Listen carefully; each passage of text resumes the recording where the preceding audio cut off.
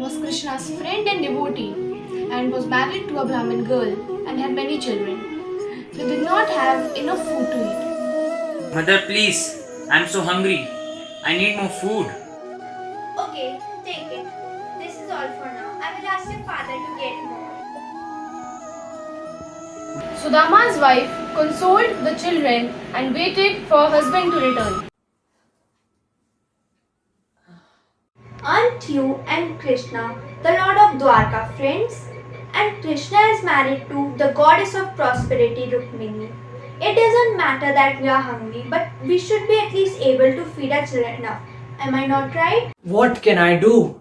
I'm working as hard as I can for my earnings. But we cannot ask for anybody's favors.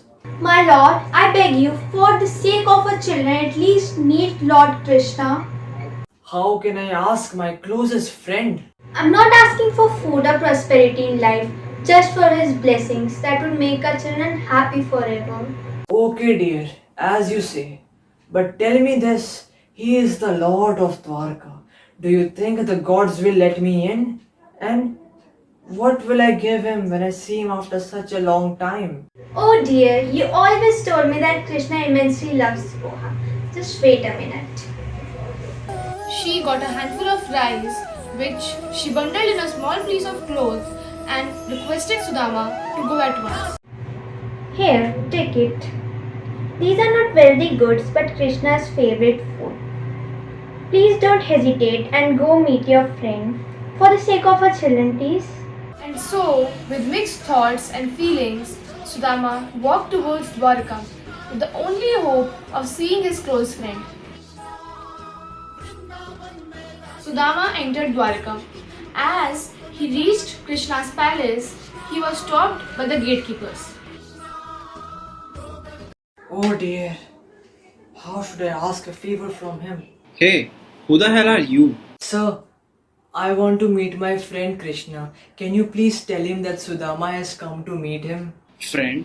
How can a poor man like you be a friend of our Lord? Sir, I beg you please. I have come from distant place to see my dearest friend Krishna. Do we look like fools to you? Just look at your dress. And how dare you call our master by his name?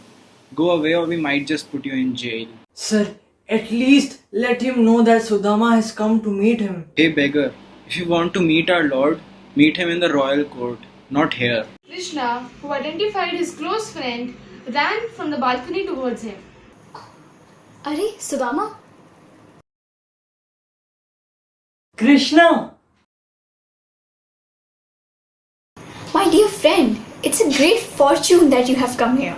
Welcome Sudama into the palace. Krishna made Sudama sit on cushioned chair and even washed his feet.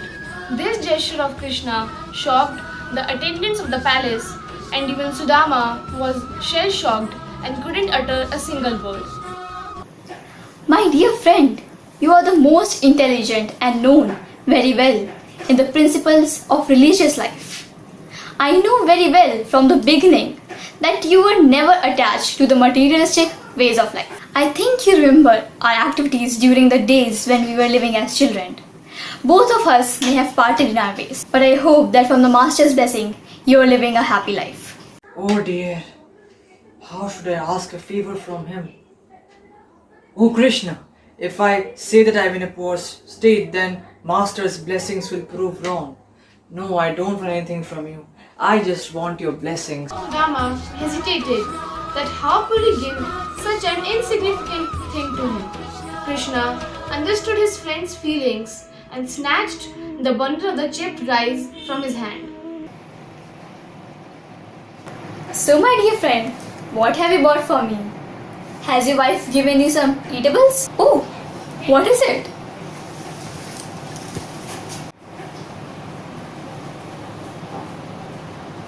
You have bought me such nice chipped rice.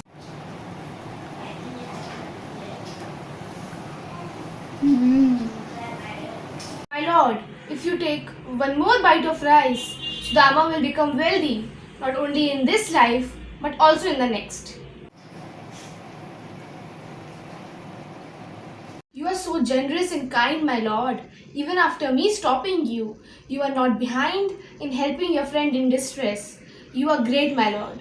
Krishna just smiled, and then the two friends chatted for a long time, remembering their childhood days. Sudama could not ask Krishna for anything. At last, Sudama bid farewell to Krishna and Rukmini.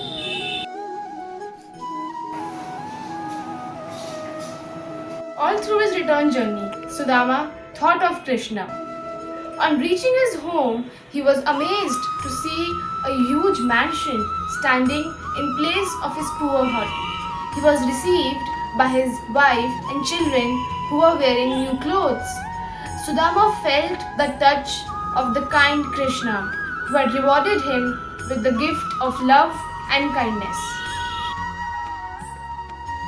I can't believe my dearest friend Krishna, without any hint of arrogance, was so modest that he gifted me such a big mansion and so many clothes. For me, my wife and my children, he is a true leader, a great friend who didn't mind sharing his wealth with me. I love this generous friend of mine. Thank you, Krishna.